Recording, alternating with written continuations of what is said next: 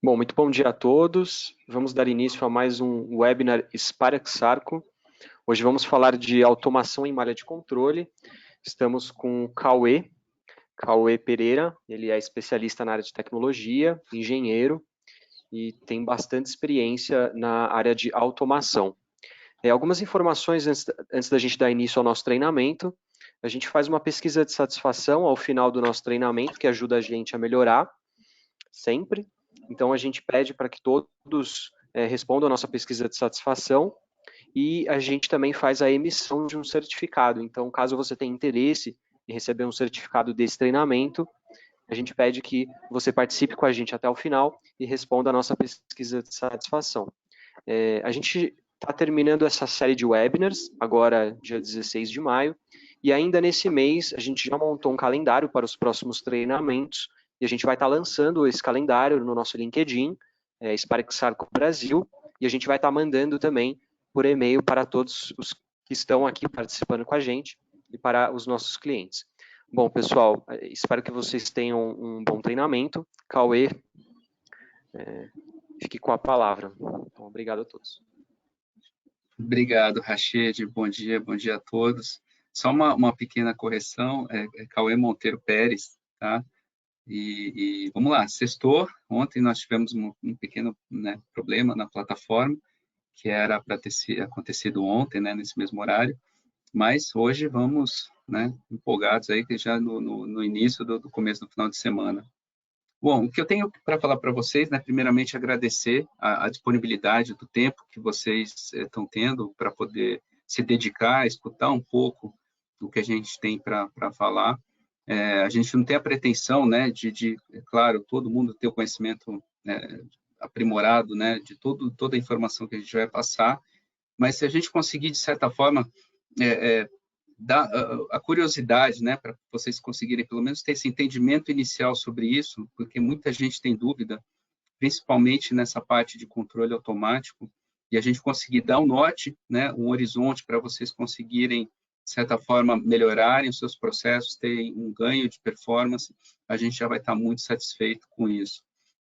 Eu tenho algumas coisas para falar inicialmente, né, que eu vou passar aqui para vocês.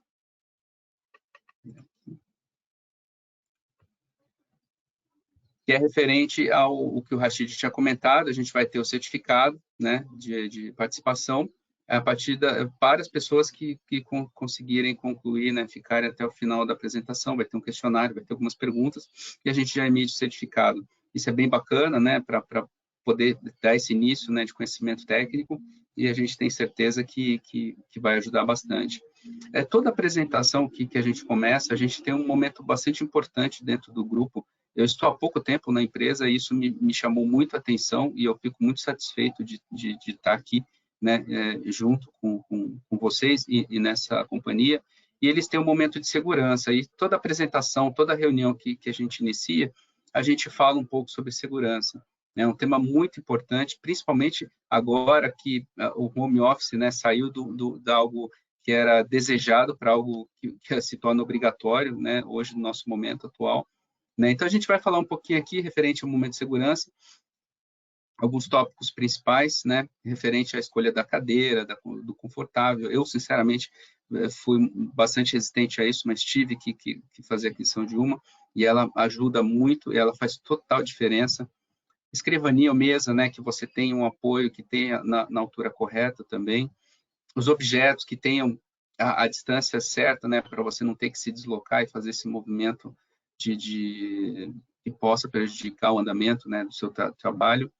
Teclado e mouse correto, até interessante, acabei de adquirir um mouse que ele não é agora mais horizontal, ele é vertical, né, e é bem interessante, depois vocês procurem que vão achar bastante coisa sobre ele, e ajuda, viu? É uma dica bastante interessante.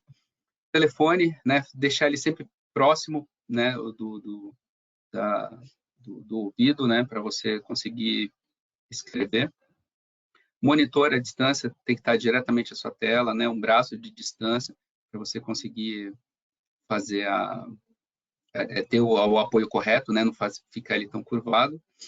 Uma coisa interessante, a ginástica laboral. Eu sei que é bastante difícil, né? A gente às vezes fica focado, fica o dia inteiro, uma manhã inteira, um dia inteiro e aí você para 8 horas da noite, você vê que está muito cansado, né? Então, isso faz com que o alongamento se faça necessário. E uma dica que eu faço, bastante interessante, que é o do Pomodoro, né? Depois vocês podem procurar bastante coisa na internet. Ele tem uma pausa a cada 20 minutos, você pausa, tem uns 5 minutos lá. E eu acho que para mim serviu bastante, e eu acredito que para bastante gente vai conseguir servir também. A gente tem também a questão, né, as condições, as orientações sanitárias para a previsão da Covid, para a gente se cuidar. Falando um pouquinho agora do grupo, né, a gente tem uma mensagem, né, da Sarco, a Sparax Sarco, ela tem empresa, mas ela é um grupo, né, que ela tem hoje, abaixo dela também, tem outras 4 empresas, que é a Cromalox, que é uma empresa com bastante foco em fazer aquecimento térmico, né, traceamento, através de energia também. A ITER, que é bastante conhecida aqui no Brasil, né, foi adquirida há pouco tempo e também está dentro desse grupo. A Watson Marlow, que é uma empresa de bombas peristálticas, e a Gestra, que é uma empresa que também tem bastante equipamentos para linhas de vapor. E nos últimos 2017, né, 18, a Sarco ganhou 2 prêmios, né, da empresa, uma das mais admiradas dentro do grupo do Reino Unido, que nós somos uma empresa de capital aberto, né, então tem investidores, e isso é uma coisa bastante importante para a gente. Outro importante, falando referente da estrutura, né, que a gente tem aqui no Brasil, hoje a gente tem praticamente em todo o território nacional, a gente tem colaboradores, tem fábricas, mais de 1.600 engenheiros, né, de aplicação no mundo. Só que no Brasil são 50 que trabalham, né, dentro para ter essa capilaridade para atendimento nacional. Então, a gente tem algumas divisões, algumas filiais que nos auxiliam, nos ajudam, né, a fazer esse atendimento. Né? Mas fora o Brasil, a gente também tem um atendimento bastante grande, né, a nível mundial, que alguns vão ser empresas do grupo que estão dentro, outros escritórios, e tem distribuidores também que fazem parte do nosso grupo. E só para falar um pouco referente à parte de produto, né, que a gente não tem só equipamento, a gente tem soluções que vão integrar, né, todo o ciclo do vapor, desde a parte de produtos, que vão fazer controle, sistema Taniki, tem assistência técnica, auditoria energética, treinamento e gerenciamento de projetos. Então, cada parte desse conglomerado, né, de soluções que a gente tem a possibilidade de estar fornecendo essas soluções para você. Falando um pouco agora do que a gente tem dentro do ciclo do vapor, né, onde que cada equipamento, cada produto e um pouco de cada linha que a gente trabalha, a gente tem desde a casa de caldeira, tem todo o tratamento, toda a utilização do vapor e o retorno de condensado, então a gente fecha o ciclo com todos os tipos de soluções que a gente pode estar oferecendo para vocês. Falando um pouco agora referente à parte específica, né, de controle, a gente fez esse inicial aqui, falando um pouquinho da empresa, né, destacando os pontos de fornecimento. Agora a gente vai entrar diretamente na parte de controle. E antes de falar para vocês, eu gostaria de estar alinhado com vocês o que a gente vai estar falando. Porque a gente tem duas situações aqui. Tem uma que é um processo contínuo e um processo de batelada. E por mais que eles tenham referências similares, principalmente na parte de controle, ele tem algumas características que são bastante peculiares. Hoje a gente vai estar falando sobre o processo de batelada dentro do ciclo de vapor da temperatura. Tá? Então, a gente vai falar da parte de controle dentro dessa solução para batelada. O processo contínuo são similares, mas aí são outras características que a gente não vai abordar hoje nessa apresentação. Falando um pouco de processo contínuo, né? Um sistema, como exemplo, uma casa de caldeira, né? Para quem não é do meio, né? Não tem conhecimento, então eu tenho um balanço de massa, eu tenho uma entrada, né? Que no caso é a água, e eu tenho a saída do vapor. Então ela trabalha de forma contínua. Eu tenho algumas características próprias da casa de vapor que elas podem nos dar um horizonte, né? Que ela trabalha de forma ininterrupta. As oscilações das variáveis são poucas, porque eu tenho um balanço exatamente igual de entrada e de saída, né? Um sistema estacionário, ou seja, entrada igual saída. Interrupções são mínimas, porque o processo trabalha de forma contínua, e tenho pequenos números de entradas, ou seja, eu não tenho tantas eu tenho a água e tenho um produto químico que vai tratar essa água. Eu não tenho outras variáveis que vão estar entrando, né, como matéria-prima para poder fazer essa transformação. E uma característica bastante alta dela é que ela trabalha com alta velocidade e uma limitação de produtos, né, por uma questão clara que eu tenho que fazer esse balanço. Um outro exemplo também a gente pode dar é um tanque de destilação, que eu tenho uma entrada, um combustível, ou óleo, ou seja, a própria de cana-de-açúcar, né, que eu faço a destilação, e eu posso fazer o combustível e tem outras N variáveis que eu posso extrair desse equipamento, né. Falando um pouco agora do processo de batelada, né, ele tem similaridades na parte de controle, mas principalmente a gente vai falar aqui sobre a parte de temperatura. Vamos falar um pouco sobre esse sistema, que ele tem um valor agregado muito mais alto, porque eu trabalho com variáveis que são geralmente mais caras. Eu tenho etapas no processo de produção, então eles são a batelada, né, o processo ele é individualizado.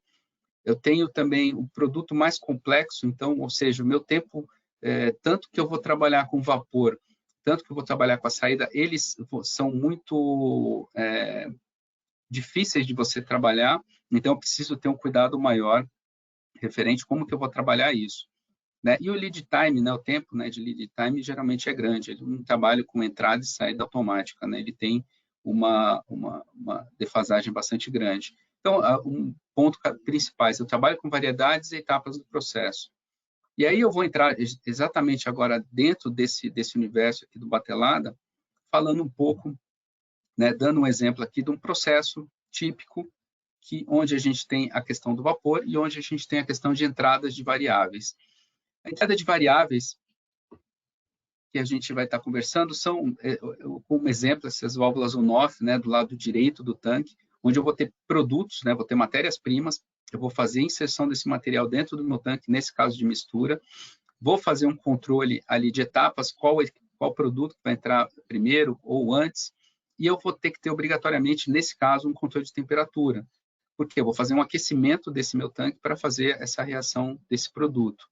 E é onde a gente vai entrar para detalhar um pouco dentro do ciclo do vapor, um pedacinho do processo ali de vapor, um pouco falando da parte de automação.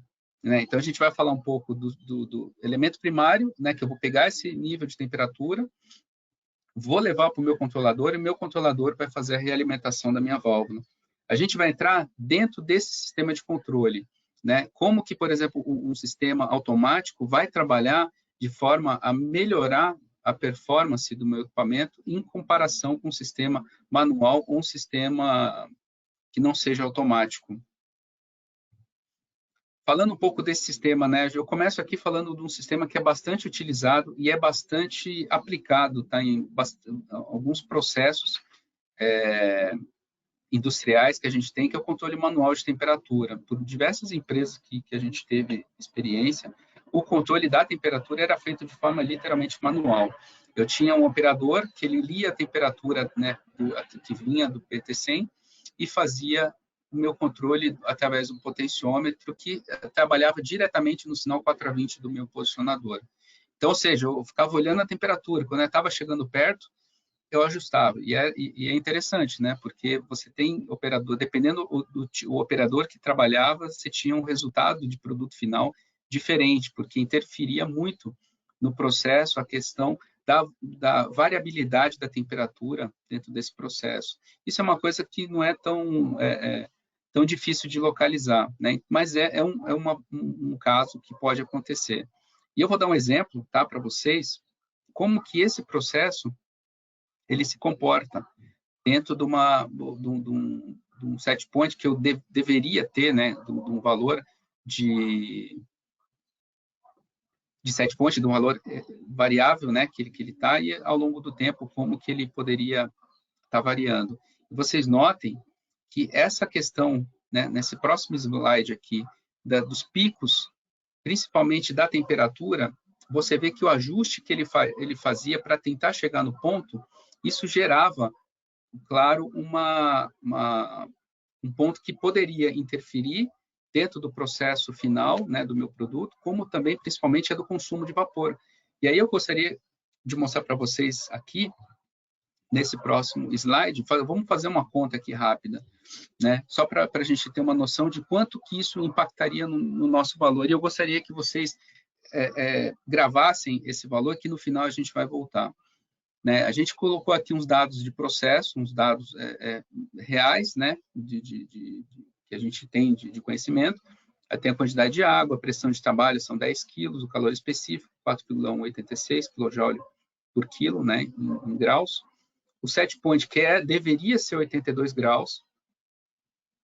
E a temperatura final. Essa temperatura final, note que o gráfico, quando chegou no 82 graus, o próprio operador falou, bom, eu não vou conseguir muito mais do que isso e eu vou deixar do jeito que está.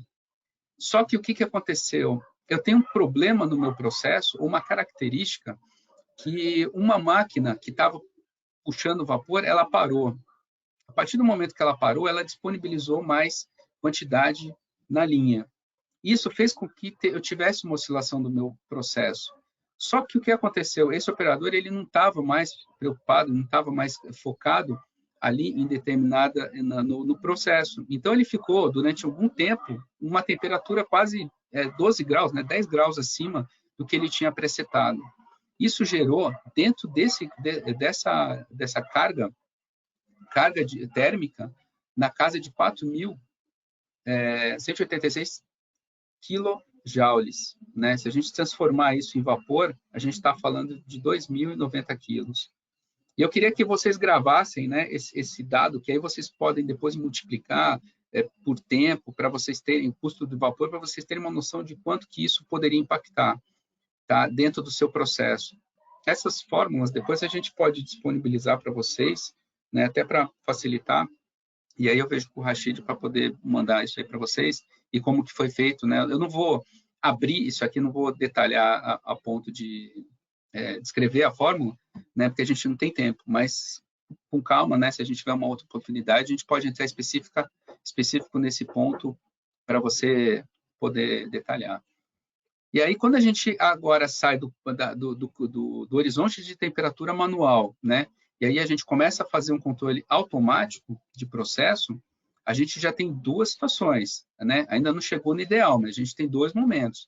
Eu tenho um que eu posso fazer com controle PID, que é o proporcional integral derivativo, que é o mais simples, ou posso fazer o on-off, que é o mais simples ainda, mas ele tem uma característica que também é bastante utilizado. Controle PID, eu vou utilizar algoritmos que vão fazer um tratamento, vão fazer uma relação de quanto que está o meu erro, para poder fazer essa correção desse valor. No caso do on-off, a partir do momento que eu faço uma janela, essa janela ela tem o valor mínimo e o valor máximo, que eu posso fazer acionamento e desligamento a partir do momento que ele chega na temperatura que ele está pré-determinada. Falando um pouco, vamos começar com o controle on-off primeiro, para a gente falar um pouco das características dele. Eu trabalho com controladores simples. Esses controladores, geralmente, eu configuro o valor mínimo e máximo. E eu trabalho com uma válvula on-off para fazer esse controle. Então, ou seja, a partir do momento que chega uma temperatura baixa, eu abro a válvula. Quando ele chegar na mínima, ele fecha. Isso é bastante utilizado. Tem situações que tem clientes que utilizam esse controle, mas a gente vai detalhar um pouquinho mais forte ele mais para frente. E aí vocês notem que dentro desse gráfico, você vê que quando eu tenho o acionamento da minha temperatura baixa, eu faço o acionamento da minha válvula de saída. Isso eu vou detalhar um pouquinho no próximo slide, para a gente conversar um pouco. Você vê que ele começa com uma temperatura mais alta, né? O meu set point seria 82 graus, ele começa a cair, porque eu não tenho entrada de vapor. Quando chega nos 72 graus, eu mando acionar a válvula, ela abre. Então, ela dá o pulso para ligar a válvula, ela aciona. Quando ela aciona, ela começa a aumentar a temperatura, né? Chega nos 92, ela faz o desligamento de novo. Ela fecha a chave e desliga o pulso da válvula. Então, ele vai ficando chaveando, né? Abrindo e fechando. É o ideal? É o mais utilizado? Não é o ideal, mas tem muitas aplicações que utilizam esse sistema. Agora a gente vai entrar um pouquinho na questão do PID, que é o controle propriamente do PID. Eu vou detalhar um pouco referente ao proporcional, integral e o derivativo. né, detalhar algumas sintonias de controle que a gente tem e alguma parte de segurança no final. Bom, para a gente falar do P&D, a gente precisa conversar um pouco sobre como que é a característica dele, o porquê que eu tenho esse sistema e como que uma variável interfere na outra. Mas, basicamente, eu tenho uma forma... A etapa do processo é de forma automática, tem um controlador, aí eu já insiro um controle CLP. Esse controle CLP vai pegar esses dados, né, do PT100, um sinal ou 420 ou milivoltagem, dependendo como for a instalação dele, vou pegar e vou fazer uma saída de acionamento. Então, eu vou setar um valor, né, um set point, um valor que eu quero, e esse valor que eu quero, ele vai ver a diferença do erro que está no momento e vai fazer essa correção. Essa diferença que vai ser meu erro. Né? Aqui a gente tem um exemplo de como ficaria um sistema automático. Eu tenho um delay, e esse delay ele é normal dentro do processo.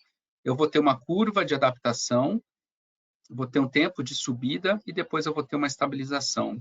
E é isso que a gente quer.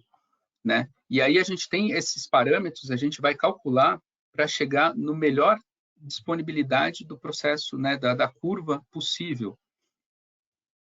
E para a gente chegar, conseguir pegar esses valores, né, e fazer uns cálculos disso, a gente precisa ter, primeiramente, o ponto de operação desejado, que seria o set point. Dentro dessa curva, que aí é uma característica, e eu preciso saber desse dado para poder fazer a curva, seria o overshot, que quanto maior, eu posso ter, por exemplo, um processo, eu quero chegar muito rápido no meu set point.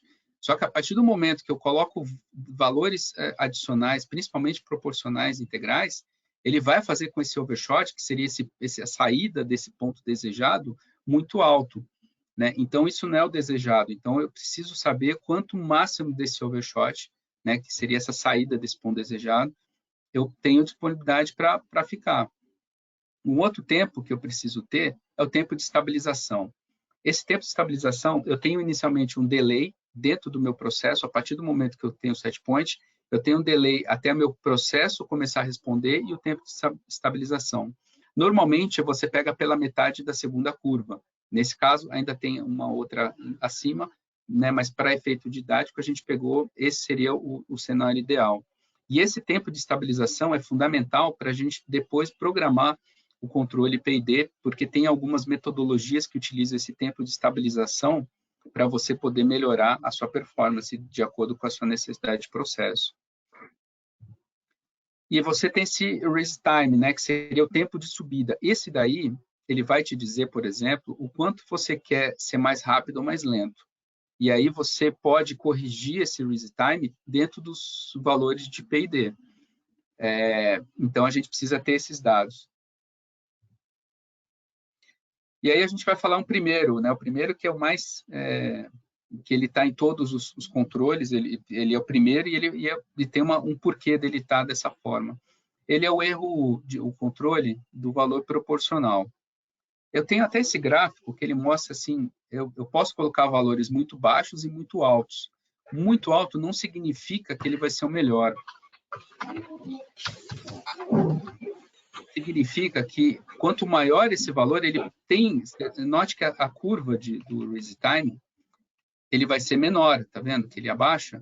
Porém, ele começa a gerar uma oscilação, porque como ele pega momentaneamente o valor do erro, ele pode gerar uma instabilidade. Então, você vê, quando eu aumento esse valor proporcional, eu diminuo o raise time, o overshot ali em cima, né, que seria aquele valor inicial, o acima ali do valor do set point aumenta, e o erro ao longo do tempo, né, state error, ele não muda nada porque ele não pega o erro acumulado. E a estabilidade piora quando eu aumento. Por quê? Ele pega o erro momentâneo. Mas ele é fundamental. Por quê? Ele vai ser o padrão, vai ser como se fosse o guia para todos os outros tempos, os outros valores de integral e derivativo. Então, a partir dele que eu vou pegar os outros valores. Eu tenho algumas metodologias que eu tenho que saber ele para poder conseguir pegar o resto. Então, eu tenho que pegar esse valor a partir do ponto que que eu quero verificar essa velocidade. E aí tem algumas estratégias de sincronia. Eu vou dar exemplos no final, né, de algumas opções que vocês podem fazer. A gente, nesse momento, não vai entrar no detalhe, mas se vocês quiserem, a gente pode falar algo especificadamente disso, que é um tema bastante completo e complexo também, e demanda um tempo bem maior. E aí a gente dá para fazer com rede neural, com rede fuzzy, né, com metodologias bastante avançadas hoje, e ainda continuando do P&D, mas com metodologia futuramente, para quem quiser saber desse tema, tem o módulo MPC, que seria a cereja do bolo hoje, né, para fazer a parte de controle, que aí seria um nível bastante avançado, mas que poderia ser um norte para quem quiser aprofundar nesse assunto. Só fazendo aqui agora uma ilustração, né, como ficaria tá vendo, todos esses parâmetros. O laranja é o valor mais alto que eu coloquei, né? Então, você vê que ele gera uma estabilidade. E com o amarelo é o mais baixo, você vê que eu não consigo corrigir todo o erro, né? Mas essa não é a intenção desse valor nesse momento. O próximo é o controle integral. O integral, eu posso trabalhar com ele, né? Com tanto o P e o PI, eu tenho que aumentar, porque eu vou ganhar velocidade no meu tempo inicial. Então, aquela curva do Reese Time, que era maior, ela acaba sendo mais inclinada, mais íngreme, né? Porém, eu não posso colocar tanto ele, porque eu tenho o problema do overshot. Lembra? Quanto menor aquele ângulo, né? Maior, na verdade, o ângulo que eu tenho, maior ele vai ser o overshot. Então, eu tenho que fazer, de certa forma, um cálculo para conseguir que ele não fique tão alto, que eu consiga ter um amortecimento. E o principal, que é a vantagem, né, do controle integral, é que ele pega o erro somado, né? E, então, eu vou acumulando todos esses erros e uma variação dele, né, como que ele varia ao longo do tempo, eu acumulo, né, eu somo esse erro. E aí eu tenho algumas características, né? A partir do momento que eu aumento o valor do integral, o Reese Time ele diminui, porque o tempo, eu lembro, a curva ela vai mais para cima, o meu overshot aumenta, então ele tem esse problema. O tempo de estabilização ele aumenta e o erro também ao longo do tempo ele diminui, né? Ele elimina, porque ele vai pegando ao longo do tempo. E a estabilidade piora também. Por isso que são dois valores que eu tenho que trabalhar bastante em conjunto, né? Quando eu quiser trabalhar com integral também. Fazendo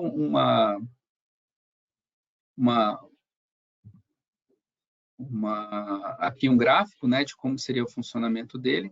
A partir do momento que eu tenho aqui meu set point, você vê que no comparativo com o passado, ele já diminuiu o meu overshot, ele já aumentou um pouquinho o meu Reese ali, só que ao longo do tempo ele ainda fica com uma falha, né? Essa falha, essa diferença ali, eu vou tirar com o integral, que é o nosso próximo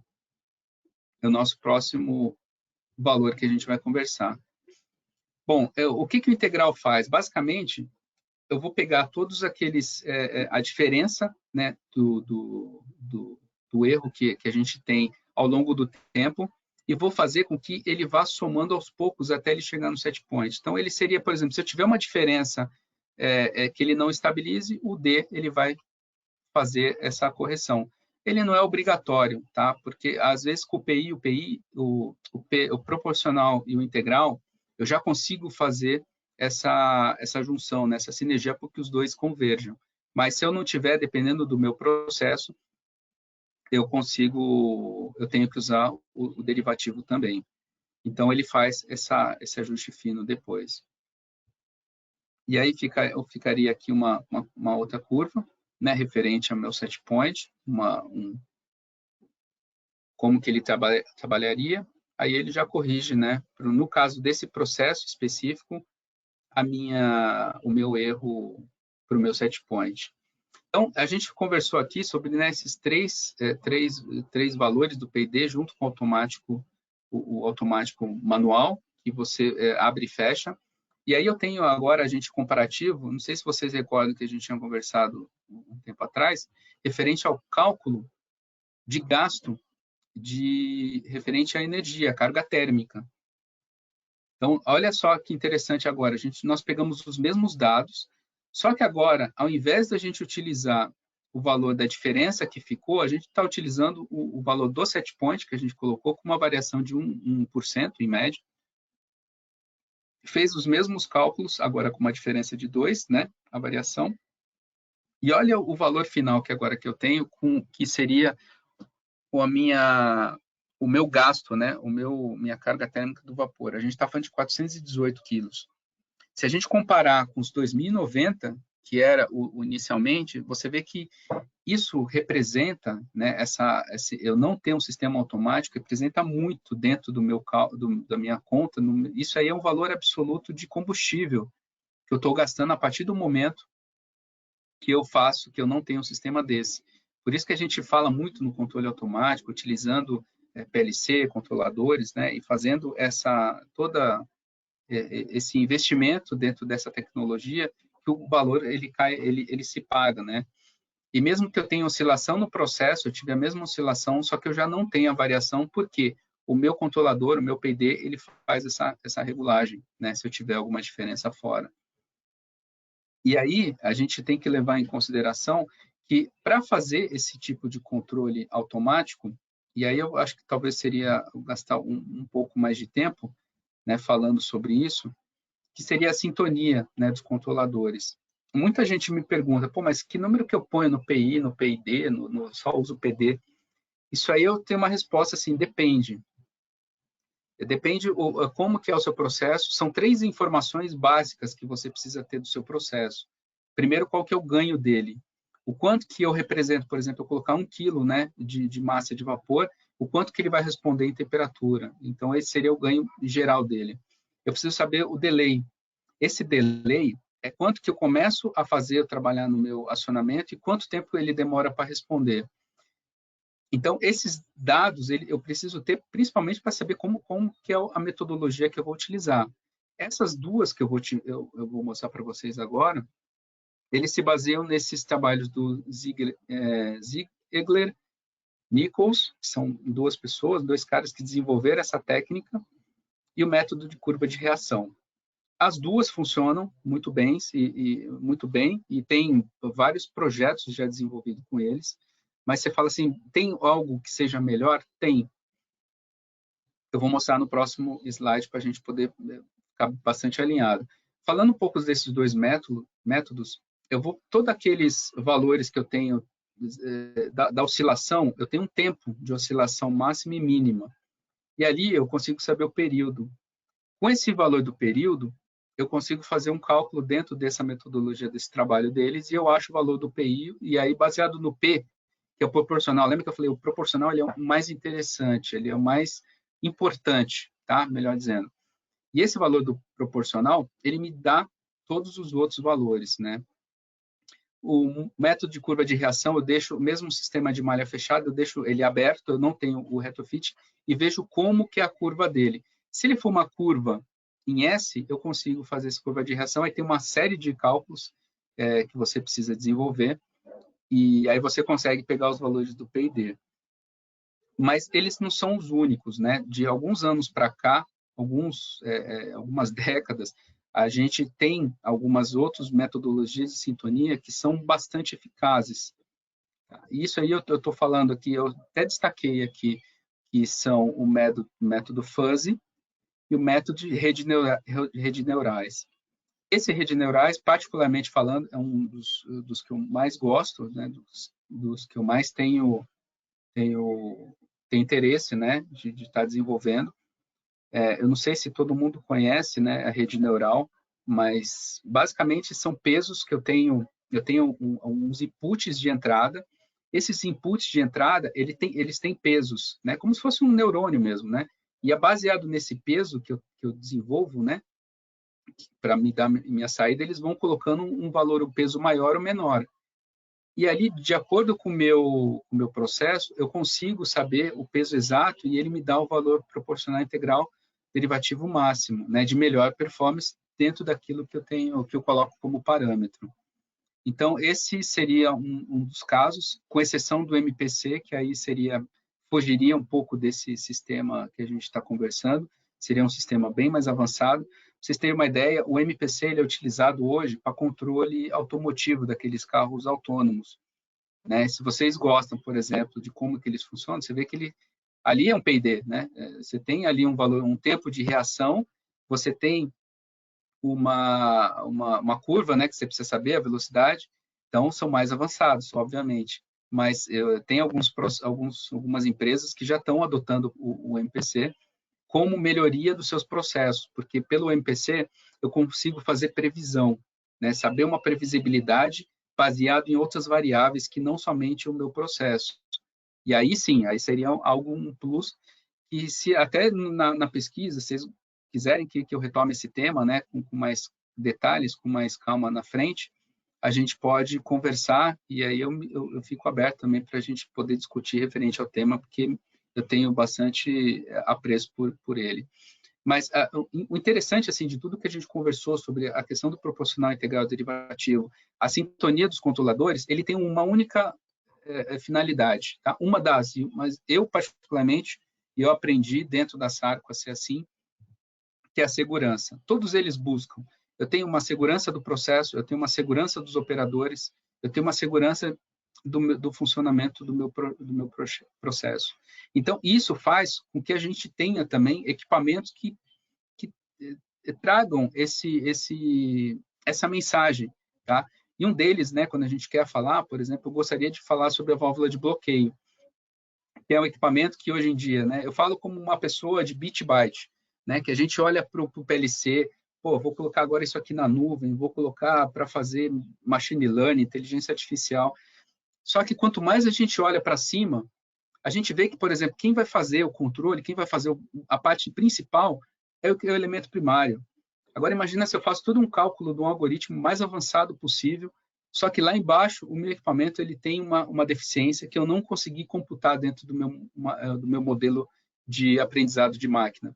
Isso faz com que todo o meu processo ele tenha que ser repensado. E aí, falando um pouco aqui do equipamento, a gente pensa também nessa questão de segurança, pensa na economia de energia, menos parada na manutenção, produtividade, redução de custo. Eu estou falando agora válvula para vapor, né?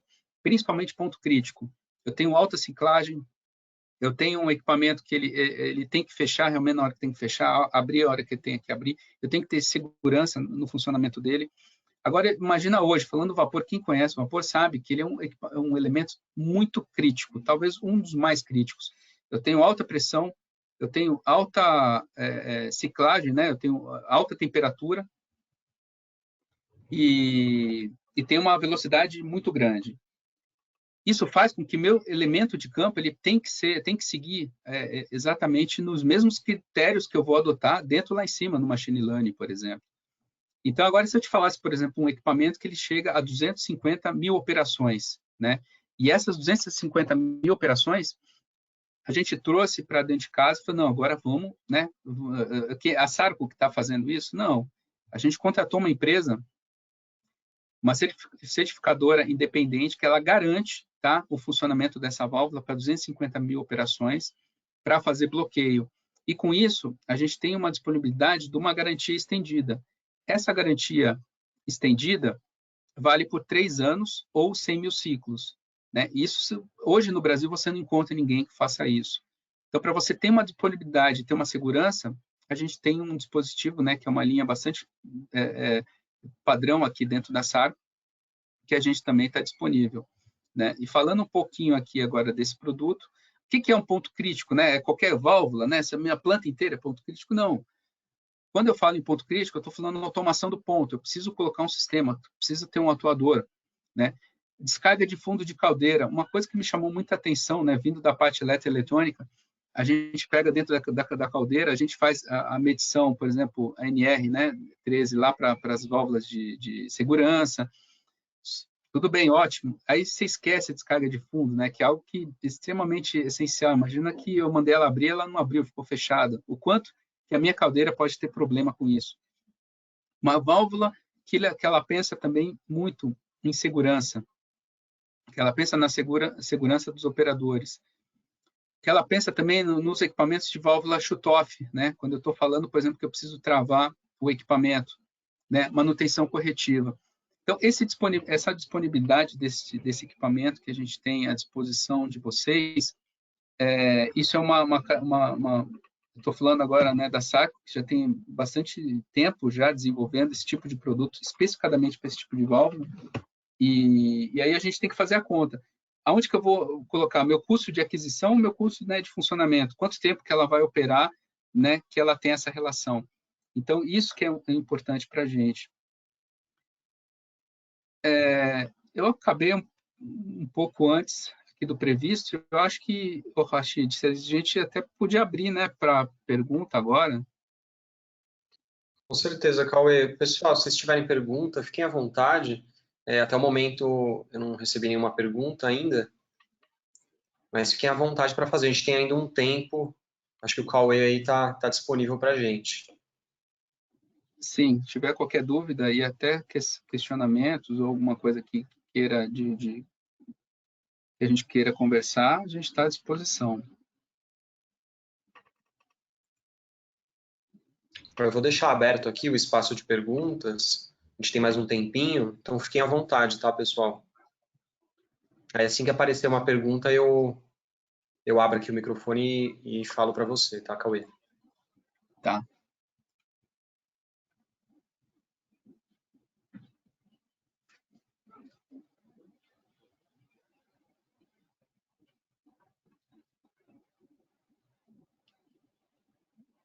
Bom, o Matheus, ele fez uma pergunta, eu vou ler a pergunta dele aqui. Em termos de estratégia de controle, qual a diferença de resultados entre fuse ou redes neurais? Quem que fez a pergunta?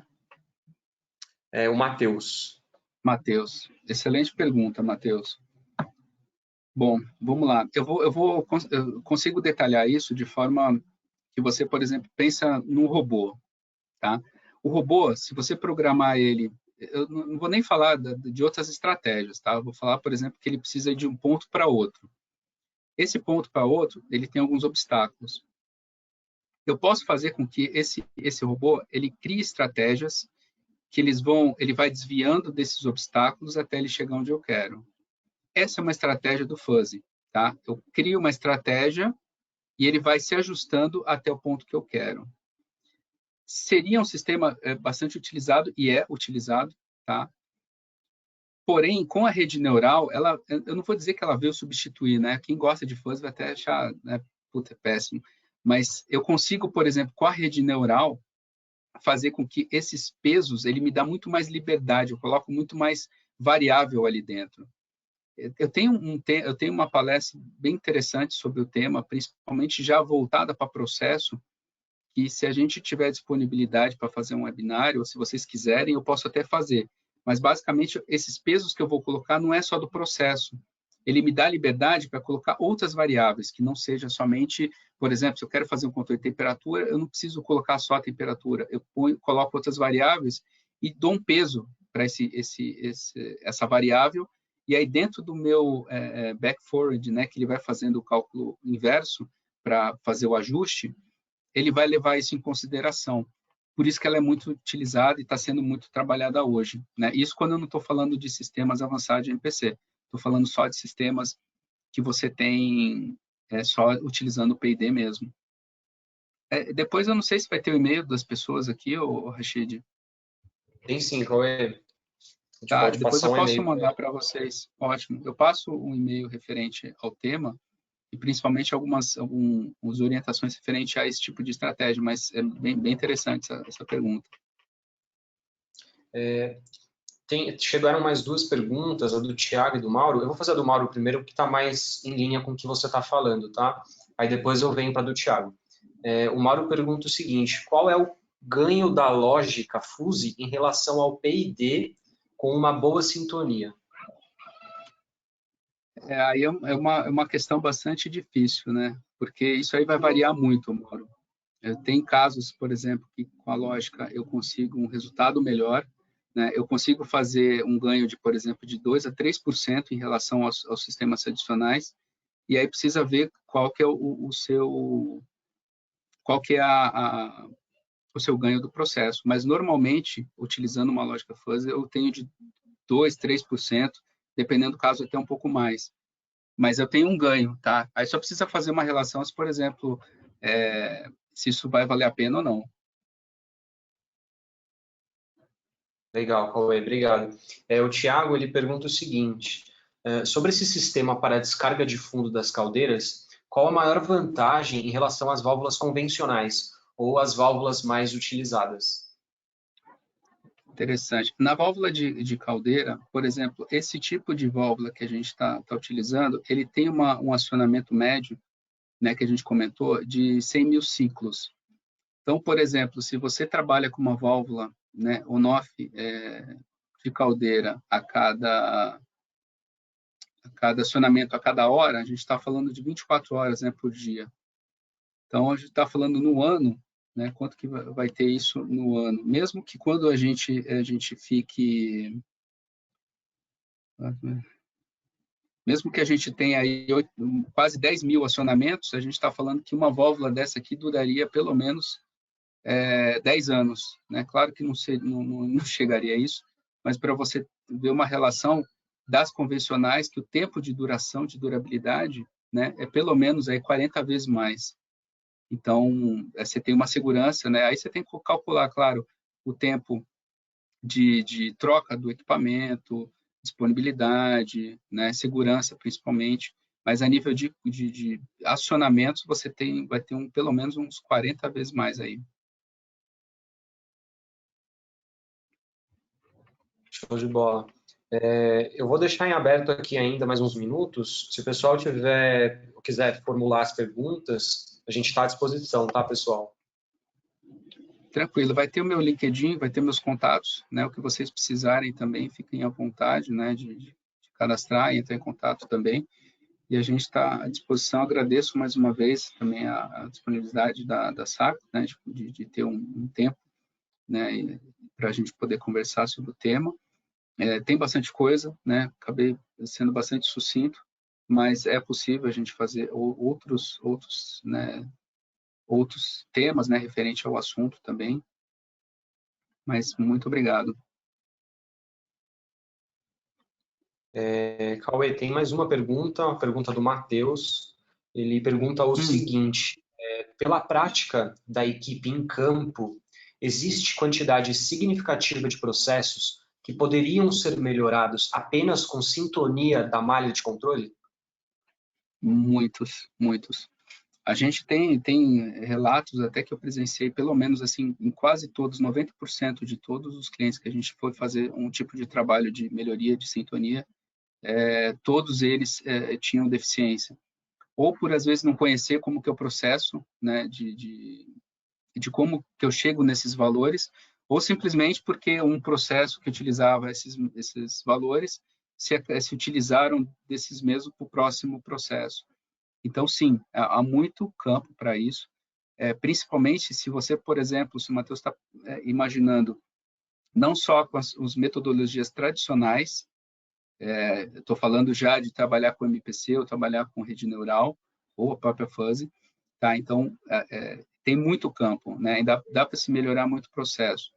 Imagina aqui, por exemplo, dentro do meu sistema de vapor, aqui no meu P&D, no caso que eu estou fazendo aqui uma estratégia, se eu tirar só melhorar o meu sistema de 2 a 3% do consumo, mesmo tendo um P&D, isso vai representar um sistema automático dentro da minha redução de consumo de vapor. Isso é na hora. Né? Então, isso já tem um payback bastante alto. O Matheus pergunta aqui também.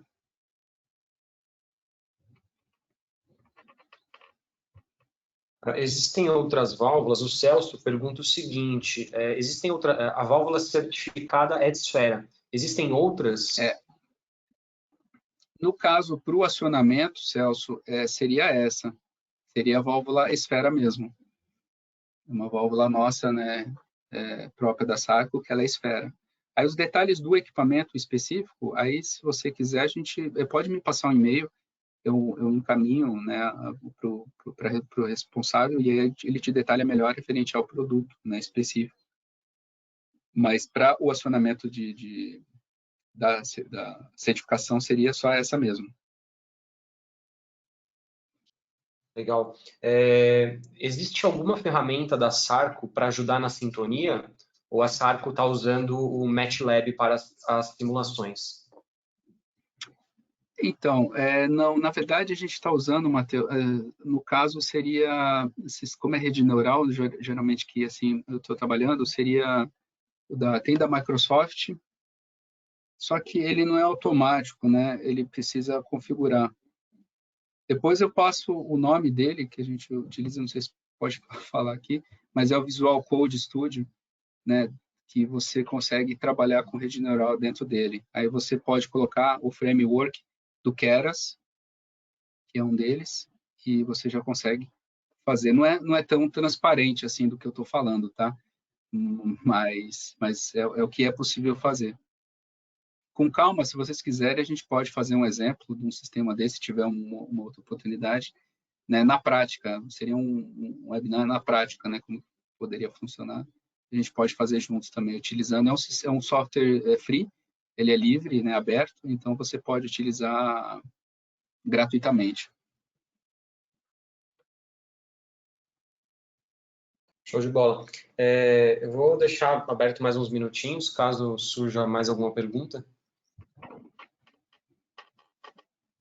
Perfeito, tranquilo. Obrigado, pessoal.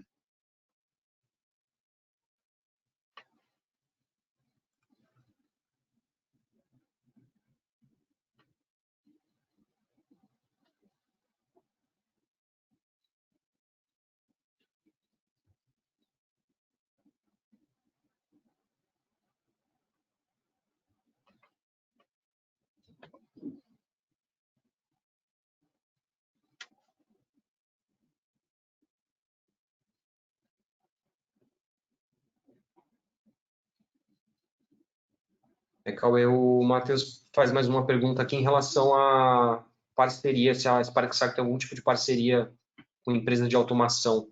E ele pergunta também se essa parceria, se existe essa parceria em termos de CLP. Parceria, na verdade, assim, a gente tem alguns parceiros referente à IHM, que seria a própria Novos. A gente tem uma parceria de longa data. Tem a da Col também, que a gente conversa, a Delta. Mas, assim, de processo grande, não. Tá? A gente trabalha com todas. A gente não tem uma específica, não. Até o momento, não tem. Show, obrigado, Cauê. Vou deixar mais uns 2 minutinhos, caso surja mais alguma pergunta.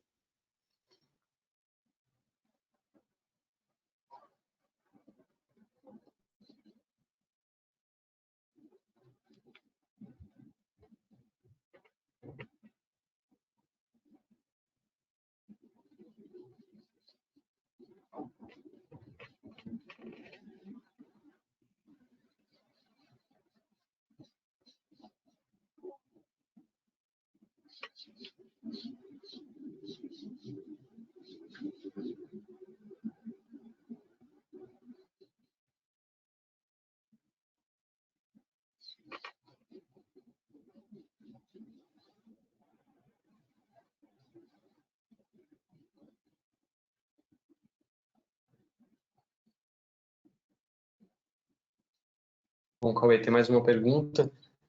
Esse trabalho de sintonia, ele é feito juntamente com outras consultorias da Spark Sarco, ou os clientes pedem especificamente esse serviço? Não, na verdade, esse tipo de trabalho de sintonia, atualmente, tá, a gente não faz, a gente presta uma consultoria, se, por exemplo, se tiver uma necessidade, um auxílio técnico dentro de uma solução Sarco, a gente poderia auxiliar, mas até o momento não é visto como um serviço próprio, tá, que a gente possa comercializar, porque isso aí envolve muita parte do processo do cliente, e a gente ainda tem algum tempo ainda de trabalho em algumas outras frentes, mas futuramente sim, mas no momento não está fazendo não, Matheus. Maravilha, Cauê. Eu vou então fechar o chat. Se tiver mais alguma pergunta, ainda dá tempo. Eu acho que não. Uhum. Mas então, beleza, vamos fechar o chat. Cauê, muitíssimo obrigado, uma ótima aula sua, e a gente espera que você retorne aí para dar mais uma aula para a gente quanto antes. Tá certo, obrigado, Rachid, obrigado a todos. Até a próxima. Até a próxima. Só para lembrar, a gente tem a pesquisa de satisfação, a gente pede para que vocês respondam, e aí, caso responderem, a gente emite um certificado de participação do evento, tá? Então, muito obrigado aí, um bom almoço a todos e um bom fim de semana. Obrigado, tudo de bom, tchau, tchau.